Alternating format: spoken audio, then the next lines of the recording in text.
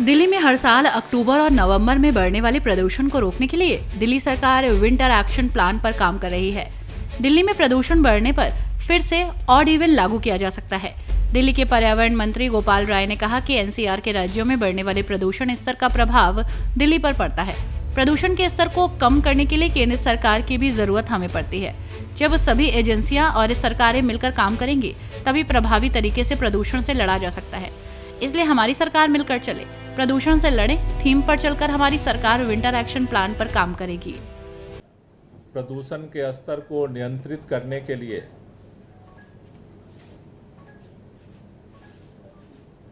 दिल्ली सरकार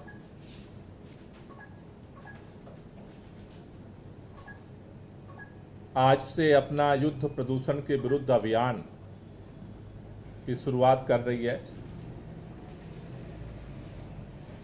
इस साल जो ये अभियान चलेगा उसके लिए जो थीम डिसाइड किया है हम लोगों ने, जिस पर ये पूरा विंटर एक्शन प्लान के तहत काम किया जाएगा, इस बार की जो थीम है मिलकर चलें, प्रदूषण से लड़ें। क्योंकि हमने ये देखा है कि दिल्ली के अंदर जो प्रदूषण है उस प्रदूषण के स्तर में दिल्ली के अंदर के जितने सोर्सेज हैं उससे 2 गुना ज्यादा दिल्ली के बाहर से प्रदूषण दिल्ली के अंदर आता है। दिल्ली के अंदर भी अलग अलग एजेंसियां हैं। दिल्ली के अंदर चुनी हुई सरकार है। दिल्ली के अंदर केंद्र सरकार की तरफ से लेफ्टिनेंट गवर्नर साहब हैं।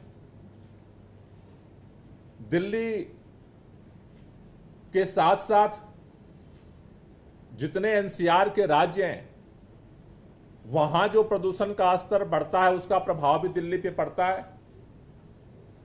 और देश के अंदर केंद्र की सरकार की भी हमें जरूरत पड़ती है इस प्रदूषण के स्तर को कम करने के लिए। सभी एजेंसियां, सभी सरकारें मिल करके जब काम करेंगी तभी प्रभावी तरीके से प्रदूषण से लड़ा जा सकता है। इसलिए इस साल के विंटर एक्शन प्लान की जो प्रमुख थीम है मिलकर चलें और प्रदूषण से लड़ें, इसी थीम पर हमारी सरकार अपने विंटर एक्शन प्लान को लागू करने की तरफ बढ़ेगी। हमने जो सामूहिक प्रयास किए उसका ही परिणाम है कि दिल्ली के अंदर लगातार प्रदूषण का स्तर कम हो रहा है।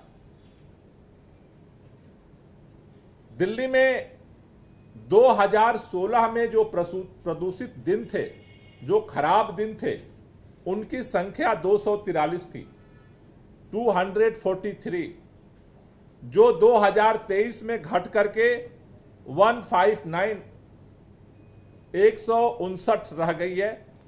लगभग 34.6% प्रदूषण के स्तर में कमी पिछले साल तक जो 365 दिन का एनालिसिस रिपोर्ट आई है उसमें देखा जा रहा है।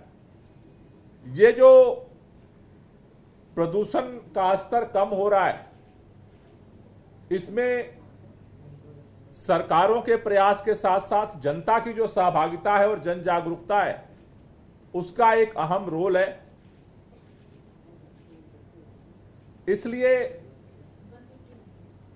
ये जो प्रदूषण का स्तर गिर रहा है, जनता के सहयोग के साथ साथ सरकारों की तरफ से जो प्रयास किए गए उसमें 10 ऐतिहासिक कार्य सरकार ने किए, जो निर्णय लिए, दीर्घकालिक योजनाएं बनाई।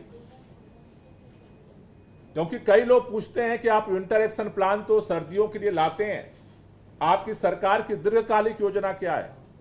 सरकार की निरंतर कार्य प्रणाली की वजह से, निर्णयों की वजह से, कामों की वजह से ही हम ये 34% से ज्यादा प्रदूषण का स्तर कम करने में सफल हुए हैं। ये जो प्रमुख 10 कार्य जिसको सरकार ने इंप्लीमेंट किया है और जिसका परिणाम हमें दिख रहा है, जिसमें सबसे पहला है वृक्षारोपण अभियान। दिल्ली के ग्रीन बेल्ट को बढ़ाने में दिल्ली सरकार और दिल्ली की सभी एजेंसियों के साथ मिलकर के जो हमने काम किया, ये सबसे बड़ी उपलब्धि है जिसने प्रदूषण के स्तर को कम करने में हमारी मदद की है। दिल्ली के अंदर 2013 में जो 20% ग्रीन बेल्ट था, वो 2021 तक 23.06% हुआ है। और सबसे बड़ा अचीवमेंट पिछले 4 साल में हमने हासिल किया। पिछले चुनाव के दौरान दिल्ली के मुख्यमंत्री अरविंद केजरीवाल जी ने उस समय ऐलान किया था, 10 गारंटी दी थी दिल्ली के लोगों को। उनमें से एक गारंटी थी, अगले 5 साल में 2 करोड़ पेड़ पौधे दिल्ली में लगाए जाएंगे। ये 4 साल में ही हमने इस लक्ष्य को हासिल किया और जिसका परिणाम यह है कि प्रदूषण को स्तर को कम करने में हमें सफलता मिली है। दूसरा, जो हमने ट्री ट्रांसप्लांटेशन पॉलिसी दिल्ली सरकार ने बनाई, उससे वृक्षों के ट्रांसप्लांटेशन में हमें काफी सफलता मिली है। जो पेड़ पहले काटने ही पड़ते थे, उन पेड़ों को काटने की जगह हमें उनको ट्रांसप्लांट करने में सफलता मिली है। तीसरा, जो सबसे बड़ा कारण जिसकी वजह से प्रदूषण को स्तर को कम करने में हमें सफलता मिली, दिल्ली के अंदर शुरू से ही पब्लिक ट्रांसपोर्ट है, लेकिन आज पहली बार 7,545 बसें दिल्ली की सड़क पर हैं। इतनी बसें दिल्ली की सड़क पर कभी नहीं रही। मैक्सिमम जो संख्या थी हमारी सरकार से पहले 6,000 की थी, 6,000 प्लस थी।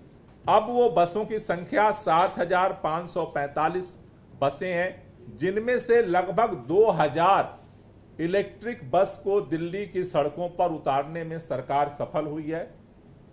देश के अंदर कोई ऐसा राज्य नहीं है, कोई ऐसा शहर नहीं है, कोई ऐसा महानगर नहीं है जहां पर 2,000 इलेक्ट्रिक बस चलती हो, चाहे वो कितना बड़ा स्टेट हो।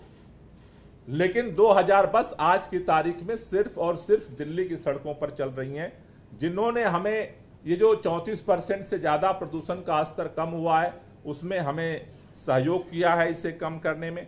दिल्ली के अंदर 2020 में हम लोगों ने इलेक्ट्रिक व्हीकल पॉलिसी लेकर के आए, जिससे प्राइवेट गाड़ियां जो लोग खरीद रहे हैं उनमें भी ईवी को हम लोग प्रमोट कर सकें। उसका परिणाम यह है कि दिल्ली के अंदर आज की तारीख में 3,21,132 इलेक्ट्रिक वाहन जो प्राइवेट में हैं वो भी दिल्ली की सड़कों पर चल रही हैं। धीरे धीरे पूरे दुनिया के अंदर ये प्रयास हो रहे हैं, लेकिन इतने बड़े स्तर पे लोगों का रुझान डीजल और पेट्रोल की गाड़ियों को छोड़ करके सड़क पे आने का नहीं दिख रहा है कहीं। सबसे पॉजिटिव ट्रेंड दिल्ली के लोग इसमें दिखा रहे हैं, इसके लिए मैं दिल्ली के लोगों को बधाई भी देना चाहता हूं। पांचवा जो पॉइंट जिसने सबसे ज्यादा महत्वपूर्ण रोल प्ले किया, हम सब जानते हैं कि दिल्ली के अंदर हॉट स्पॉट्स डेवलप हुए और उससे नॉर्मल जो हमारे मॉनिटरिंग स्टेशंस हैं उनका एक यूआई लेवल जब 200 होता है, हॉट स्पॉट्स पे वो 300 350 पहुंच जाता है। हमने हॉट स्पॉट्स पे काफ़ी फोकस तरीके से काम शुरू किया, मॉनिटरिंग शुरू की और उसका भी परिणाम हुआ है कि इस दिल्ली का प्रदूषण स्तर को कम करने में हमें सफलता मिली है। छठा जो सबसे ऐतिहासिक काम दिल्ली सरकार ने किया, जो CAQM लगातार कोशिश कर रहा है लेकिन किसी भी राज्य में वो अचीवमेंट हासिल नहीं हुआ, दिल्ली के अंदर 1,959 पंजीकृत इंडस्ट्री है। 100% दिल्ली सरकार ने उसे प्रदूषण मुक्त फ्यूल पे चेंज किया है। आज PNG पे सारी इंडस्ट्री दिल्ली के अंदर संचालित हो रही है, जिसने इस प्रदूषण के स्तर को कम करने में हमारी मदद की है। सातवां जो सब ऐतिहासिक फैसला जो हमने किया और उसका इंपैक्ट हमें दिखा है वो है 24/7 बिजली की गारंटी। इसके पहले दिल्ली के अंदर जो पूरा जनरेटर का साम्राज्य था, खासतौर से मार्केट में, उससे हमें मुक्ति मिली है और दिल्ली का जो प्रदूषण स्तर 34% से ज़्यादा कम हुआ है, उसमें इसका भी काफ़ी बड़ा रोल है। इसके साथ साथ दिल्ली के अंदर हमने निर्णय लिया थर्मल पावर प्लांट जो प्रदूषण पैदा करते थे उसे बंद करने का। हम लगातार कोशिश कर रहे हैं पिछले 10 साल से, लेकिन एनसीआर में आज तक थर्मल पावर प्लांट चल रहे हैं। लगातार केंद्र सरकार से हम निवेदन कर रहे हैं इस पर कार्रवाई हो, लेकिन आज भी चल रहे हैं। दिल्ली में हमने वो बंद करने का ऐतिहासिक निर्णय लिया और उसका भी असर देखा गया। और इसके साथ साथ जो दिल्ली के अंदर डस्ट पोल्यूशन के लिए जितनी इंडस्ट्री थी, उसके अलावा जितने कंस्ट्रक्शन साइट हैं उन सबको रियल टाइम मॉनिटरिंग के लिए वेब पोर्टल शुरू किया गया, जिसमें सभी कंस्ट्रक्शन साइट्स को रजिस्टर्ड करना होता है और इसकी मॉनिटरिंग पूरे साल हम करते हैं। ये 10 ऐसे ऐतिहासिक निर्णय दिल्ली सरकार ने लिए और जिसकी वजह से आज दिल्ली के प्रदूषण के स्तर को कम करने में सफल हुए हैं, जिसमें से एक जो केंद्र सरकार के सहयोग से हमें वो ऐतिहासिक काम प्राप्त हुआ, ईस्टर्न और वेस्टर्न पेरिफेरल का निर्माण। उसकी वजह से जो गाड़ियां जिसकी दिल्ली में जरूरत नहीं थी वो भी दिल्ली में इंटर करती थी, लेकिन केंद्र सरकार के सहयोग से जब ये दोनों तरफ सड़कों का निर्माण हुआ तो उससे भी जो बेवजह गाड़ियों की एंट्री थी वो दिल्ली में बंद हुई है और जिसका परिणाम हुआ है कि हम पूरे साल के प्रदूषण में 34.6% प्रदूषण का स्तर कम करने में सफल हुए हैं। लेकिन हम सब जानते हैं कि ये जो सारी सफलता है उसमें ये सर्दियों का मौसम, जब पूरा मौसम प्रतिकूल होता है, हवा ठप हो जाती है, बारिश बंद हो जाती है और टेम्परेचर गिर जाता है, ये 3 ऐसे कारक हैं जिसकी वजह से प्रदूषण का जो स्तर होता है वो बढ़ जाता है। क्योंकि जितने प्रदूषण के कण हैं वो हवा के माध्यम से चारों तरफ बिखेरने की जगह वो नीचे आ जाते हैं। टेम्परेचर गिरने से उनकी जो बाहर फैलने की क्षमता होती है वो कम हो जाती है। ऐसी स्थितियों के लिए हमने पिछली बार 14 सूत्री विंटर एक्शन प्लान बनाया था। इस बार हमने 14 की जगह 21 सूत्री 21 पॉइंट एक्शन प्लान बनाया है, जिसके आधार पर हम आगे आज के बाद से काम शुरू करेंगे। जो 21 पॉइंट विंटर एक्शन प्लान है उसमें जो पहला है, जैसा मैंने कहा था कि हॉट स्पॉट एक इंपॉर्टेंट रोल प्ले करते हैं, तो पहली बार दिल्ली के अंदर हॉट स्पॉट की ड्रोन द्वारा मॉनिटरिंग का निर्णय सरकार ने लिया है कि जिससे कि हम, क्योंकि इन्वेंटराइजेशन तो पिछली बार हमने किया था, मैनुअली किया था, टीमों को लगा करके कहाँ कहाँ क्या सोर्सेज हैं उनको हमने आइडेंटिफाई किया था। इस बार हम ड्रोन द्वारा रियल टाइम भी उनकी मॉनिटरिंग करेंगे कि कहाँ पर क्या क्या कारक बन रहे हैं, कहाँ पर किस वजह से ये प्रदूषण का स्तर बढ़ रहा है। दूसरा जो हमने विंटर एक्शन प्लान में जो निर्णय लिया है वो है इसको रोकने के लिए स्पेशल टास्क फोर्स का गठन। स्पेशल टास्क फोर्स में 6 मेंबर होंगे, 6 सदस्यीय यह स्पेशल टास्क फोर्स बनाया गया है, जिसमें पर्यावरण विभाग, परिवहन विभाग, राजस्व विभाग, पीडब्ल्यूडी, एमसीडी और ट्रैफिक पुलिस के अधिकारियों को शामिल किया गया है, जो इस पूरे विंटर के समय में जो प्रदूषण का स्तर है उस पर निगरानी रखना, उस पर एक्शन लेना, ये इस टास्क फोर्स की जिम्मेदारी रहेगी। तीसरा जो विंटर एक्शन प्लान का हमारा पॉइंट है वो जो डस्ट पोल्यूशन है उसको नियंत्रित करने के लिए 7 अक्टूबर से एंटी डस्ट कैंपेन दिल्ली के अंदर शुरू किया जाएगा। अभी अधिकारियों को कल हम लोगों ने बैठक करके चीफ सेक्रेटरी के साथ ये दिशा निर्देश दिया है कि जो मानक हैं उसके अनुसार वो कार्रवाई शुरू करें सभी एजेंसियां। 7 अक्टूबर तक प्राइवेट और सरकारी सभी एजेंसियों के पास समय है। अगर वो उस मानक को पूरा नहीं करते हैं तो 7 अक्टूबर से फिर इनके खिलाफ कार्रवाई शुरू होगी, एंटी डस्ट कैंपेन शुरू किया जाएगा। इसके लिए जो गाइडलाइंस है वो जारी की गई है। 500 मीटर्स के ऊपर के निर्माण जो साइट्स हैं उनको पोर्टल में पंजीकृत करने का निर्देश दिया गया है। सभी जो साइट्स हैं और कंस्ट्रक्शन है उनमें जो भी एजेंसी है उनके जो कर्मचारी हैं उनको ट्रेनिंग देने के लिए मैंडेटरी किया गया है कि वो उनको ट्रेनिंग दें कि कैसे डस्ट पोल्यूशन के जो नियम्स हैं, गाइडलाइंस हैं, उनको फॉलो करना है। इस पूरे सड़क पे जो धूल होती है उसको नियंत्रित करने के लिए 85 रोड स्वीपिंग मशीन लगाई जा रही है। 500 मशीनें वाटर स्प्रिंकलिंग के लिए, पानी के छिड़काव के लिए जो है वो सड़कों पे लगाई जा रही है। इसके साथ साथ इस बार 200 मोबाइल एंटी स्मॉग गन सड़कों पे उतारी जाएगी।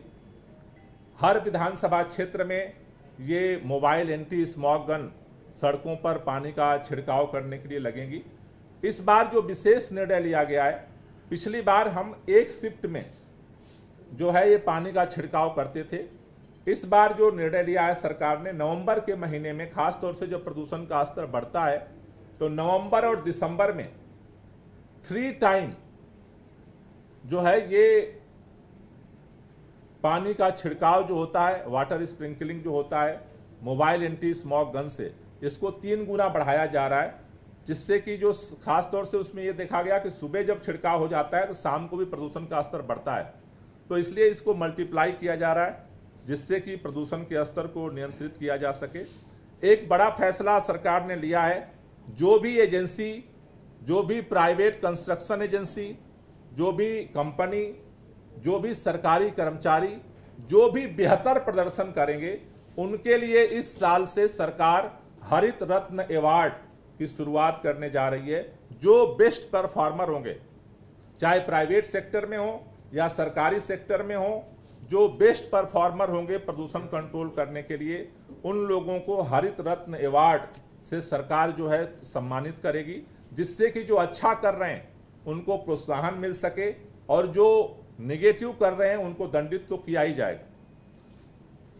इसके साथ साथ जन भागीदारी, जैसा मैंने कहा कि इस पूरे साल का जो थीम ही है विंटर एक्शन प्लान का, मिलकर चलें प्रदूषण से लड़ें। सरकार और सरकारी एजेंसियों के साथ मिलकर के काम करने के साथ जनता के साथ भी मिलकर के हम अवेयरनेस कैंपेन को और तेज करेंगे। इसके लिए मुख्य तौर पर हमने 4 कार्यक्रम हमने दिल्ली में चलाने का निर्णय लिया है। पहला, पौधों के प्रति जागरूकता फैलाने के लिए हरित कलश यात्रा। ये हरित कलश यात्रा महिलाओं के द्वारा दिल्ली के अंदर निकाली जाएगी, जो सर पे घड़े में पौधे लेकर के यात्रा निकलेगी, जिससे महिलाओं के अंदर पौधों के प्रति खास तौर से जागरूकता पैदा की जा सके। हरित कलश यात्रा के साथ साथ दूसरा जो हमारा कैंपेन होगा वो ई व्हीकल परेड का होगा। दिल्ली के अंदर जैसा मैंने कहा कि बहुत सारे ई व्हीकल, 2 व्हीलर, 4 व्हीलर, बसें सड़क पे चल रही हैं, लेकिन लोगों को और प्रोत्साहित करने के लिए दिल्ली की सड़कों पर हम ई व्हीकल परेड करेंगे, जिससे कि लोगों में उसके प्रति और प्रोत्साहन जो है बढ़ सके, आकर्षण बढ़ सके। तीसरा, एंटी पोल्यूशन मार्च हम दिल्ली के अंदर आगामी दिनों में आयोजित करेंगे, जिसमें धार्मिक संगठन, सामाजिक संगठन, RWA, व्यापारिक संगठन, अलग अलग जो समाज के हिस्से हैं, सबकी इसमें हिस्सेदारी हम लोग सुनिश्चित करेंगे और पूरे दिल्ली को इस मार्च में शामिल करेंगे और लोगों को संकल्प दिलाएंगे कि वो अपने हिस्से का जो प्रदूषण है उसको नियंत्रित करने में सहभागी बने। और चौथा, जो हम हर बार करते हैं, रेड लाइट ऑन गाड़ी आप कैंपेन। ये 4 मेजर जो है मास एक्टिविटी, जन भागीदारी अभियान दिल्ली के अंदर विंटर एक्शन प्लान में इस बार जो है वो संचालित किया जाएगा। इसके साथ साथ जो वाहन के प्रदूषण है उसको नियंत्रित करने के लिए 10 साल पुराने जो डीजल और 15 साल पेट्रोल की जो गाड़ियां हैं उनको अनुपालन कराने के लिए 360 टीमें ट्रांसपोर्ट डिपार्टमेंट ने यूसी चेक करने के लिए बना लिया है। जो भीड़ भाड़ वाले इलाके हैं उसमें 134 सड़कों की पहचान जहाँ पे जाम लगती है उसको ट्रैफिक पुलिस ने उस पर कार्रवाई करने के लिए टीमों का गठन किया है। साथ ही साथ जैसे अब सर्दियों में पराली जलने की घटनाएं धीरे धीरे खबरों में आ रही हैं कि बढ़ने लगी हैं, दिल्ली के अंदर पिछले साल की तरह ही पराली को नियंत्रित करने के लिए बायो डीकम्पोजर का छिड़काव किया जाएगा।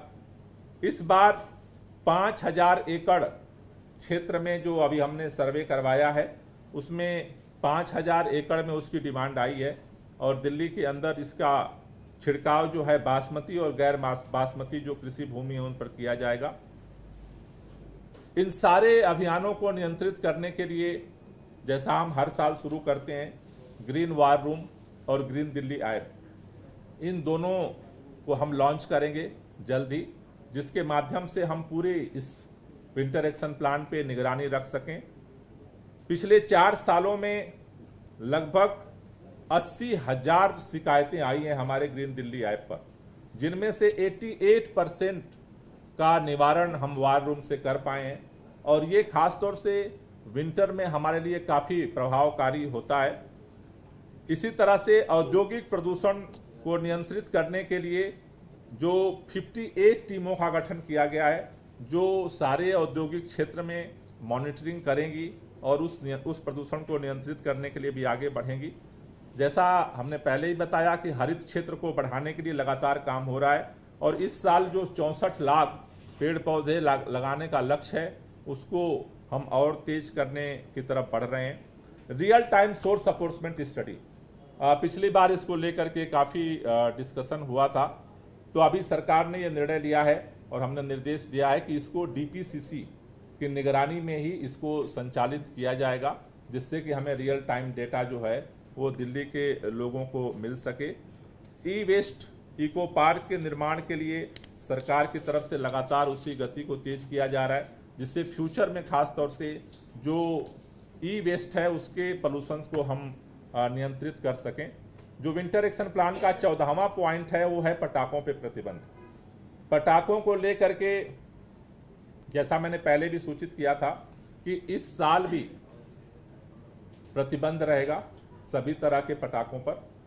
पिछली बार मैंने देखा कि एक कंट्रोवर्सी आई थी, अभी आज की डेट में पटाखों पे प्रतिबंध नहीं है। जिस दिन नोटिफिकेशन जारी होता है, नोटिफिकेशन जारी होने के बाद प्रतिबंध लागू होता है। अभी उसका नोटिफिकेशन नहीं आया, तो दिल्ली के अंदर जिस दिन नोटिफिकेशन जारी होगा, राजपत्र जारी होगा, उस दिन से 1 जनवरी तक प्रतिबंध लागू रहेगा। पिछली बार भी हमने ये बात बताई थी, लेकिन वो पता नहीं कैसे कंफ्यूजन पैदा हुआ कि आज से ही लागू हो गया। तो दिल्ली में हर बार हम नोटिफिकेशन जारी करते हैं, नोटिफिकेशन दिल्ली में जारी होगा, उसकी जो प्रक्रिया है वो चल रही है। हम लेफ्टिनेंट गवर्नर साहब के पास फाइल उसको भेज रहे हैं और वो नोटिफिकेशन जारी होने के दिन से और 1 जनवरी तक वो प्रतिबंध दिल्ली में पटाखों पर रहेगा। 15वां जो पॉइंट है, दिल्ली के अंदर ग्रैप, जो CAQM द्वारा ग्रैप का निर्धारण किया गया है, हम हर बार भी सख्ती के साथ उसे लागू करते हैं और इस बार भी लागू करेंगे। लेकिन हमें इस बात का अफसोस है कि ग्रैप का नियम दिल्ली तो लागू करता है, लेकिन चारों तरफ उस ग्रैप के नियम की धज्जियां उड़ाई जाती रहती हैं और उसका प्रकोप भी दिल्ली के लोगों को झेलना पड़ता है। लेकिन दिल्ली के अंदर हम उसको सख्ती से लागू करेंगे।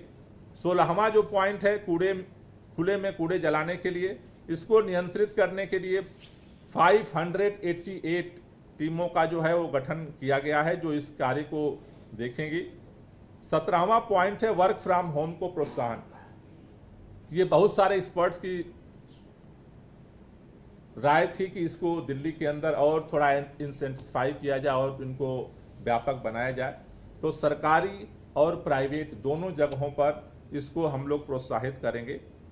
18वां पॉइंट है स्वैच्छिक वाहन प्रतिबंध। जो लोग वॉलेंटरली अपने गाड़ियों को सड़क पे न निकालें, इसके लिए एडवाइजरी सरकार की तरफ से हम लोग जारी करेंगे। 19वां पॉइंट है ऑड इवेंट की तैयारी। सरकार अपने तरफ से ऑड इवेंट की तैयारी जो है वो शुरू करेगी और इमरजेंसी पड़ती है ज़रूरत तो उसको भी दिल्ली के अंदर हम लागू करेंगे अगर ज़रूरत पड़ती है। 20वां है कृत्रिम वर्षा, आर्टिफिशियल रेन का। उसके लिए जैसा हमने आपको सूचित भी किया था, केंद्रीय पर्यावरण मंत्री जी को हमने चिट्ठी लिखी है और अभी जवाब तो नहीं आया है, लेकिन मैं दोबारा कोशिश करूंगा क्योंकि समय अब बीत रहा है, जिससे कि एक इमरजेंसी सिचुएशन में, क्योंकि बाकी तो सारा हम प्रयास कर रहे हैं, लेकिन खास तौर से दिवाली और पराली, ये दो घटनाएं जब एक साथ, लगभग इस बार अनुमान लग रहा है कि 1 नवंबर के आसपास पराली की घटनाएं भी बढ़ रही होंगी और दिवाली भी उसी समय आ रही है। इस बार 12 दिन पहले है दिवाली, तो उस पीरियड के लिए हम चाहते हैं कि कृत्रिम वर्षा के लिए तैयारी की जाए और उसके लिए हम प्रयास जारी रखेंगे। 21वां जो पॉइंट है वो पॉइंट हमारा है कोऑर्डिनेशन का, और जैसा हम लगातार पहले से काम कर रहे हैं और इसको और हम तेज करेंगे, जिससे कि सबके सहयोग से मिल करके प्रदूषण के स्तर को सर्दियों में भी और कम किया जा सके। और जो इस बार की हमारी थीम है कि मिलकर चलें, प्रदूषण के से लड़ें, इसे हम और सफलतापूर्वक लागू कर सकें। तो ये 21 पॉइंट विंटर एक्शन प्लान सरकार ने तैयार किया है, जिस पर आज से हम काम करेंगे। हमारी सभी एजेंसियों से, सभी हमारे जो पड़ोसी राज्य हैं, केंद्र सरकार से, सभी पार्टियों से हमने भारतीय जनता पार्टी और कांग्रेस पार्टी दोनों पार्टियों को चिट्ठी लिखी थी, लेकिन मेरे समझ के परे है कि दोनों पार्टियां इतने बयान देती हैं, लेकिन एक भी सुझाव किसी पार्टी से नहीं आया कि विंटर्स प्रदूषण को कम करने के लिए सरकार को और क्या करना चाहिए। लेकिन फिर भी हम आगे उनसे संवाद रखेंगे और हम चाहते हैं कि सभी लोग दिल्ली की जनता के साथ मिलकर के प्रयास करेंगे। तो जो दिल्ली को 34.6% प्रदूषण का स्तर कम करने में सफलता मिली है, हमें उम्मीद है कि अगर हम अगले साल तक 40% तक पहुंचें और दिल्ली के जो प्रदूषण की स्थिति है और उससे बेहतर बना सकें। Thank you. गोपाल जी, 10 साल तक आप लोग सत्ता में हैं, उसके बाद क्या ये बताने की स्थिति में है कितने साल और लग जाएंगे दिल्ली में साफ हवा में सांस लेने के लिए? ऐसी स्थिति कब बन पाएगी दिल्ली में? देखिए, हम दो चीज बताने की स्थिति में है कि 10 साल में हमने 34.6% प्रदूषण का स्तर कम किया है। रही बात आगे की, तो आगे और भी टेक्नोलॉजी और भी जो दुनिया के अंदर खोजें हो रही हैं, दुनिया के अंदर जो जो नए पहल की जा रही है, वो सारा दिल्ली के अंदर हम लागू करेंगे। आज की डेट में दुनिया में प्रदूषण के स्तर को कम करने के लिए जो कुछ भी हो रहा है, हम वो सारा पहल दिल्ली के अंदर कर रहे हैं और हमें उम्मीद है, हमारी चाहत ये है कि जल्द से जल्द जो है प्रदूषण के स्तर को हम कम कर सकें।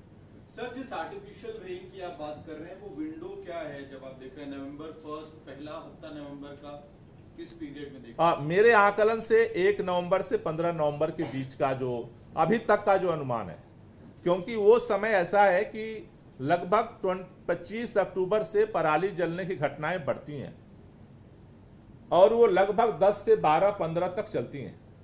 इसी बीच में 1 तारीख को दिवाली का भी है, तो दिवाली के बाद जो प्रदूषण का स्तर शूट करता है, बढ़ता है, और अगर हवा रुक गई, बारिश नहीं हुई और टेम्परेचर डाउन हो गया, उस समय दिल्ली के ऊपर एक लेयर पैदा होती है और वो लेयर घुटन पैदा करती है।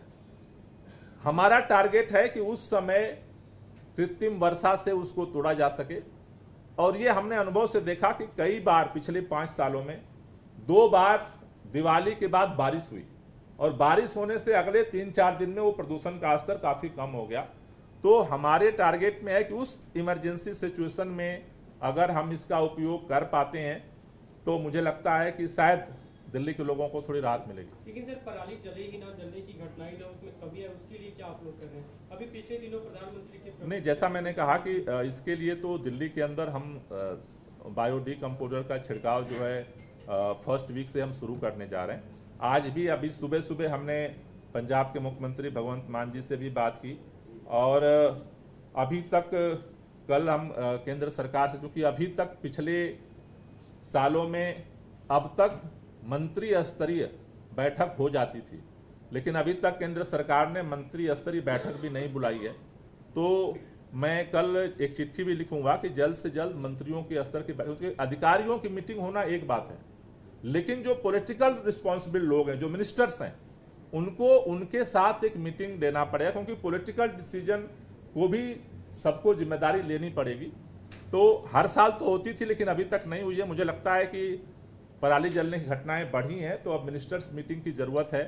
और मैंने पंजाब के मुख्यमंत्री से भी बात की है, तो मुझे लगता है कि सब मिल करके अगर प्रयास करेंगे तो पिछले साल की तुलना में पराली जलने की घटनाएं को कम किया जा सकता है। इस पे कल सुप्रीम कोर्ट में भी कहा कि अभी से पराली जलने की घटनाएं होने लगी, रोक टोक क्यों नहीं हो रही है, अभी से उसका असर दिल्ली पे भी दिखेगा। तो सुप्रीम कोर्ट ने भी सीएक्यूएम की फटकार लगाई है, उसको लेकर के आप बनाएंगे कि अच्छे नहीं, सीएक्यूएम से उन्होंने कहा है। मेरा कहना है कि सीएक्यूएम तो अपना रिपोर्ट वहां पर देगा। मेरा कहना है कि जो सरकारों के मिनिस्टर्स हैं उनको मीटिंग करके भी इस पर त्वरित गति से सरकारों को भी निर्णय लेकर के कार्रवाई करने की जरूरत है। सर ऑड इवन को लेकर कब सोचा जाएगा कि उसको लागू करना है? देखिए, ऑड इवन तो इमरजेंसी सिचुएशन में ही लागू होता है, लेकिन उसकी तैयारी हम रखेंगे। सर, ये 34% से अधिक प्रदूषण कम करने का जो आप लोगों का क्लेम है, इसका आधार क्या है? क्योंकि कुछ पर्यावरण से जुड़े हुए लोगों का ये कहना है कि जो आप दिन बता रहे हैं कि साल में इतने दिन अच्छे से, वो सीधा प्रकृति पर निर्भर करता है। बारिश अच्छी है, मौसम अच्छा है, तो आप उसको अपने क्रेडिट में गिन रहे हैं। देखो, ये पहले अंडा या पहले मुर्गी वाला सवाल है। जितने बुरे दिन होते हैं वो हमारे खाते में होते हैं, वो हम पैदा कर देते हैं, और जितने अच्छे दिन होते हैं वो प्रकृति पैदा कर देते हैं। तो प्रकृति अच्छे दिन भी पैदा कर दे, हम तो यही चाहते हैं। देखो, प्रकृति हमारे नियंत्रण में नहीं है, लेकिन 2000 बसें, इलेक्ट्रिक बसें सड़क पे चलाना ये हमारे नियंत्रण में है। ये तो आंख से दिख रहा है। जो जनरेटर दिल्ली में धुआं करते थे वो बंद हो गए 24/7 बिजली से, ये तो आंख के सामने दिख रहा है। दिल्ली के अंदर 20% ग्रीन बेल्ट था, वो 23% हो गया, ये तो आंख के सामने ऑन रिकॉर्ड है, कोई हमारी पर्सनल बात नहीं है। दिल्ली के अंदर जितने पोल्यूटेड इंडस्ट्री थी वो सारे पीएनजी पे कन्वर्ट हो गई, ये तो ऑन रिकॉर्ड है। अगर ये सारा कुछ नहीं होता तो फिर क्या होता? तो मेरा कहना है कि प्रकृति का इसमें मेजर रोल है, क्योंकि प्रकृति हमारे हाथ में नहीं है। प्रकृति की अनुकूलता और सरकार का प्रयास, दोनों के सहयोग से ही प्रदूषण का स्तर कम हो रहा है। हम तो चाहते हैं कि झाड़ी में भी 1 नवंबर से और 15 नवंबर तक झमाझम बारिश हो, जिससे कृत्रिम बारिश के बारे में सोचना भी ना पड़े। आप भी दुआ करो कि प्रकृति मेहरबान हो जाए। सर, तो क्या आप जैसे 1 नवंबर से 15 नवंबर को क्रिटिकल विंडो देख रहे हैं, जिसमें आर्टिफिशियल रेन की आप बात कर रहे हैं, तो यही वो विंडो होगा जब ऑड इवन को भी शायद इंप्लीमेंट करने की? निश्चित रूप से वही टाइम, वो मतलब इमरजेंसी सिचुएशन में सीवियर प्लस में जब प्रदूषण का स्तर जाता है, यानी 450 से ज्यादा जब AQI बढ़ता है, उसी समय इमरजेंसी मेजर्स के लिए हम तैयारी कर रहे हैं।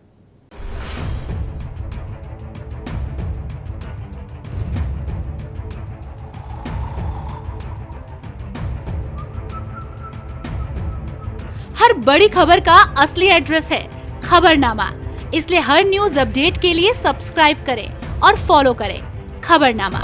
और इस वीडियो के लाइक बटन को प्रेस कर इस वीडियो पर कमेंट के जरिए अपनी राय देना ना भूलें।